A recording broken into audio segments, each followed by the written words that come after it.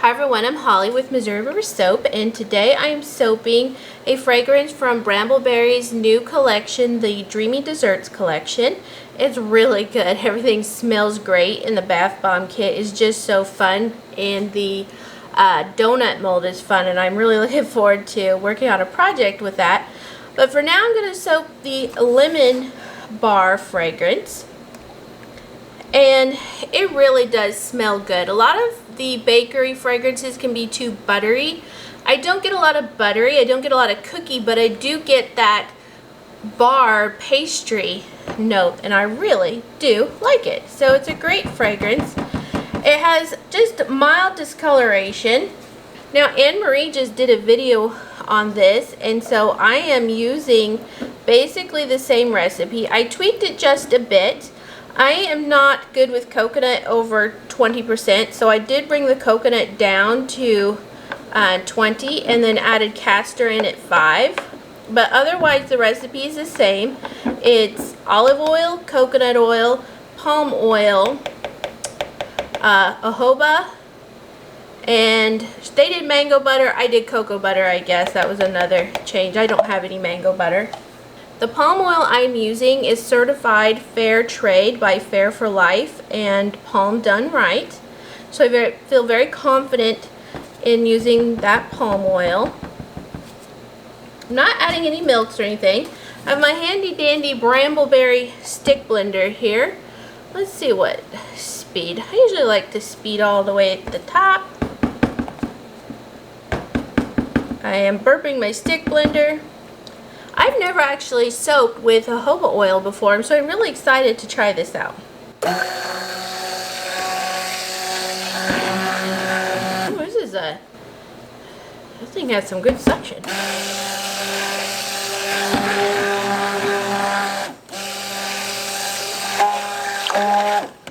Wow, this thing can move. Okay, so we're already at a trace.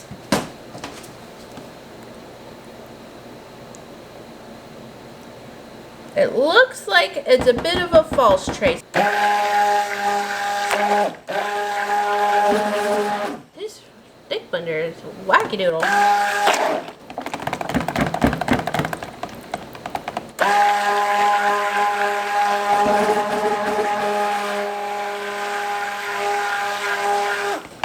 Alright, I just wanted to get rid of that texture. There was a little bit of texture there, so that was likely due to the extra hard oils. So I'm going to go ahead and add in the fragrance. Now this batch is a 48 ounce batch, and I needed more than the 2 ounces of fragrance oil that I have, so I did add just a little bit of lemon essential oil to it. It smells so good. I really like it. Brambleberry really puts out some great fragrances, and they do a lot of testing. I was smelling some of the other lemony dessert type fragrances that I have here, and they definitely have some other notes. This is definitely what I would consider better, kind of like, you know, higher end fragrance. So since I'm basically following Anne-Marie's tutorial, I'm going to pour out some for the brown base. Now, I don't have brown oxide, so I just kind of played with some of my colors, and I kind of mixed up a bit of a brown, maybe more of a you know, kind of like a pie crust color. Let's see. Okay, we're getting a nice brown here. Okay, this is great. This will do. It's not going to be as dark brown as the tutorial, but it's still really nice. So this is super thin now. That's great. I'm going to go ahead and give it a blend.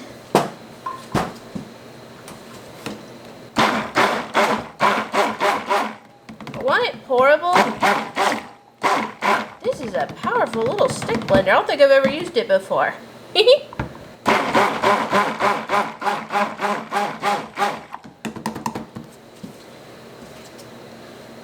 using a different mold. This is the 18 bar mold from Brambleberry. I admit that my husband did build the wood part, but we had at the time bought all the dividers and the silicone liner.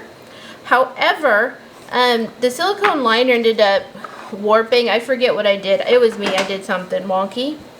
So I just went ahead and put the end pieces in here, and that's going to be fine. So instead of working in individual cavities like Anne-Marie did, I'm just going to pour it out and smooth it out.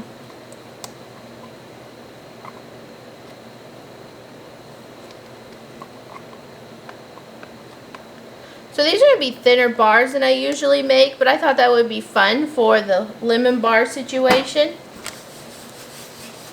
So I'm just going to kind of move it around so we get a nice flat layer.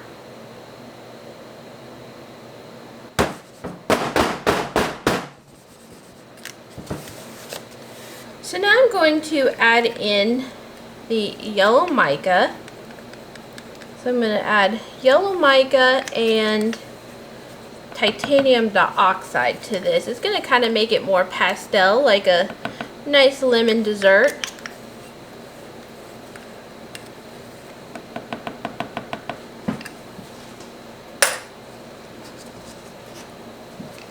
And then I just have some titanium dioxide mixed up with some water.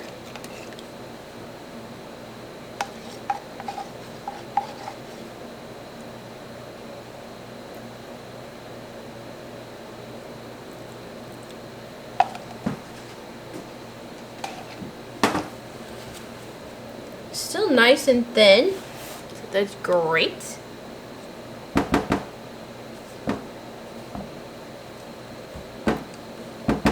Just stick blend that titanium dioxide. It does not stir in well. Kind of need the stick blender.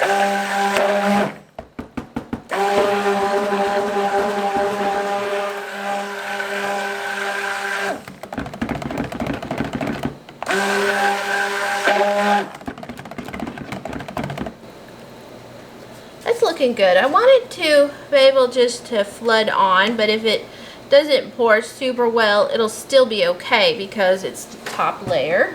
I don't think this tool is available anymore, but it was from Brambleberry, and I just love it because it makes it so easy to flood. It is moving that brown layer still just a little bit.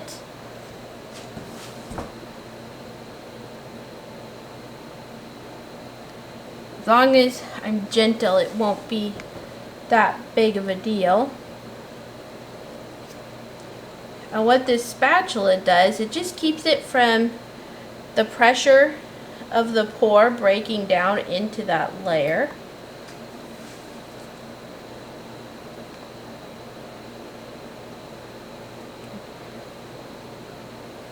So once it's on, it's not that big of a deal. So I'll clean off the spatula. That is the prettiest yellow. Just yellow with some titanium dioxide. Looks so good.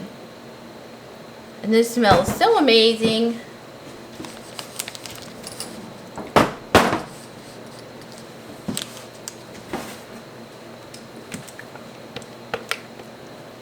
So I'm just going to pour the rest on, trying to put it, you know, pretty much right at the surface so that it doesn't still try to sink down in. It's starting to thicken up now.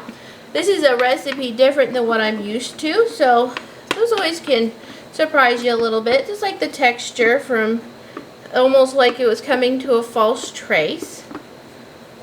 Just thickening up a little bit. I soap at room temperature, but it's quite hot in here today. I am running the air conditioner, and I apologize if that's a problem. I can't, I basically can't breathe if I'm up here without an air conditioner this time of year. It's been 80 some degrees around these parts the last couple days, so we can go in for some more. We have time. It smells so good. I'm not really noticing any major difference from the lemon essential oil. It pretty much still smells the same as the fragrance did out of the bottle. Oh, isn't that pretty? I do love what titanium dioxide does to soap. I just like that creaminess.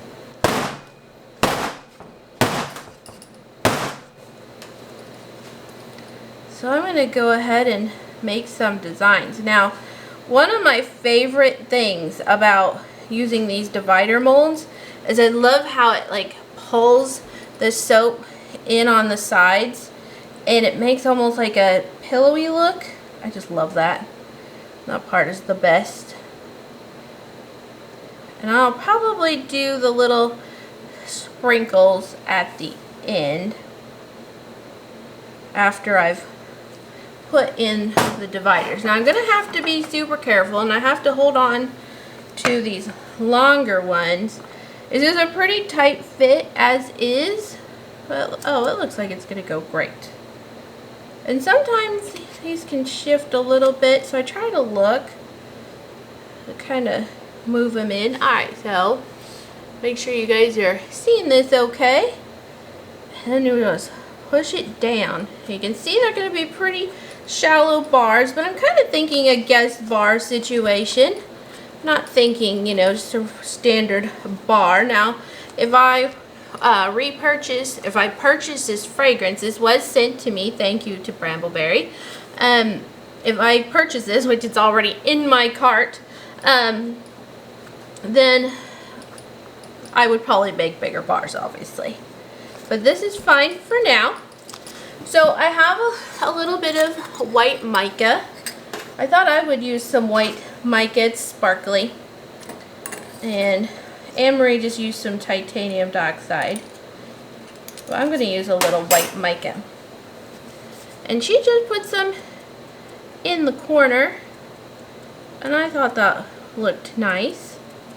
So I'm just going to poof some in the corner. What corner am I doing here?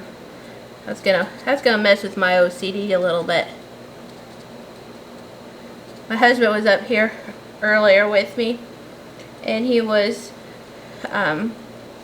putting some soaps on the tray. It was the leather and lace, and he was doing lace up on one side and the wood grain up on the other side. I said, "You are messing with my OCD." So he decided he would fix it. We can't have that. So I wish I wouldn't have done that, but it'll be okay. Nobody will know once it comes out. I'm going to add a little bit more because it can soak in. Oh, this is so fun. This is too fun. I love this fragrance. Now, it's not supposed to discolor a whole bunch. It might discolor to a tan, and that would be okay. It is a baked good-esque soap after all. So that'll be fine. We're not going to fret about that if it happens. And I also find that sometimes when you have a discoloring fragrance, if it's not a real strong one, sometimes it'll just be the outside and that's it. And once you get to using it, it won't be as pronounced. So here we have my lemon bar soaps using the lemon bar fragrance from Brambleberry's Dreamy Dessert Collection. And I will come back to you to unmold these.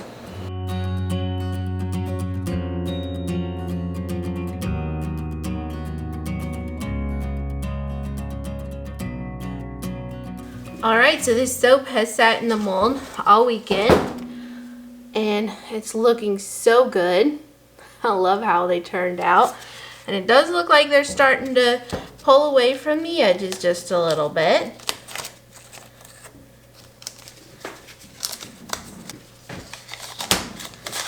Here's a popsicle stick to help me get under those pieces of tape.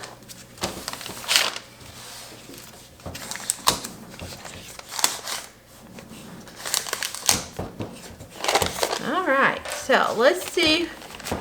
Get this to unmold. Yep, that's going quite great. nice.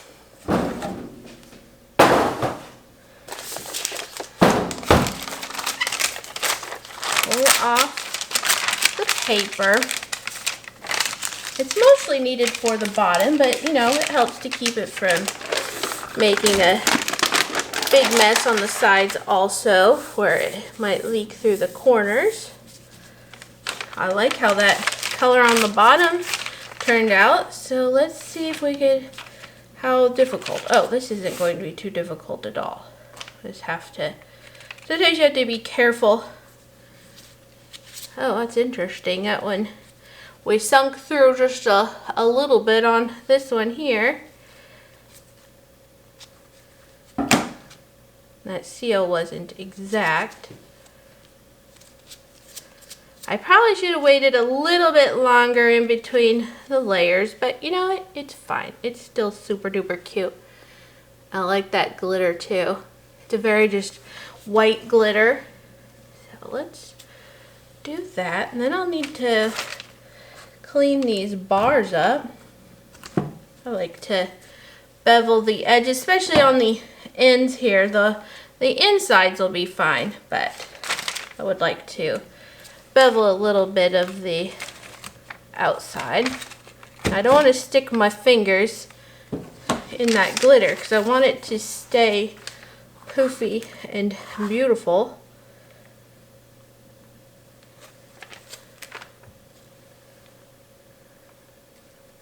These are such cute bar sizes. That's nice. I like it.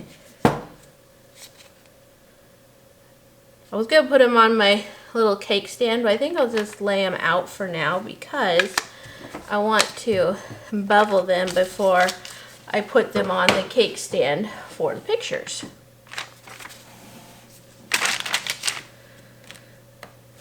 So now I'm just going to start lifting these out. And they will often bring the soap with them. A little spin works out great.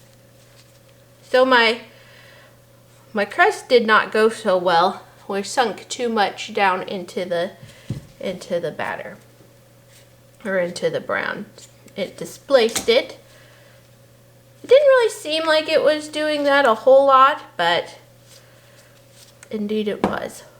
Additionally, some of it is because, I don't know if I could, I noticed it stronger on another bar, but it was where it pushed down in, it kind of just pushed the yellow down around the brown. It's still there. So let's test out that theory. Let's pull out more. So this was the inside. You could just barely see that brown there.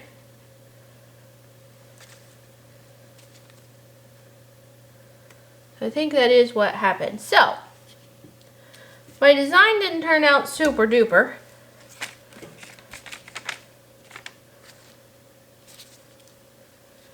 But it'll be fine in the long run. As it gets used, that brown will become more pronounced.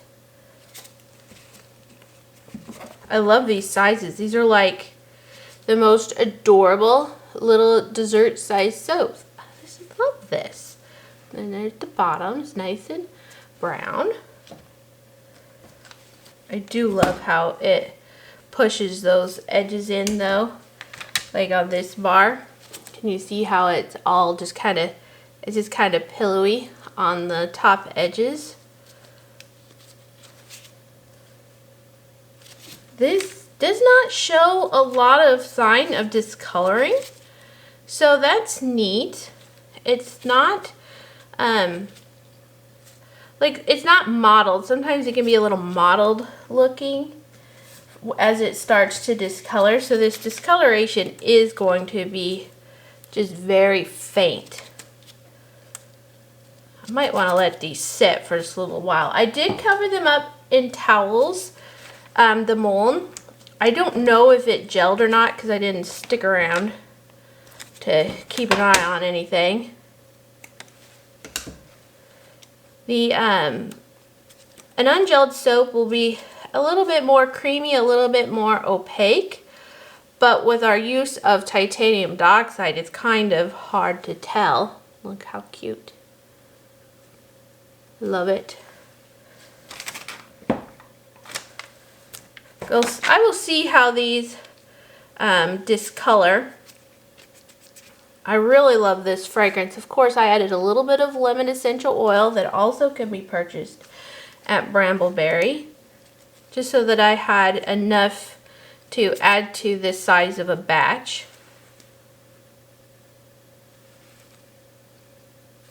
It's kind of neat because the bottom is such a nice brown color, and you can see that it's there. It will poke through more as the bar gets used up. Alright, so there we have the Lemon Bar soaps made with Brambleberry's newest fragrance, Lemon Bar. Smells amazing. I can't wait to let these cure, and then I can use them. Alright guys, I'll talk to you later. Bye.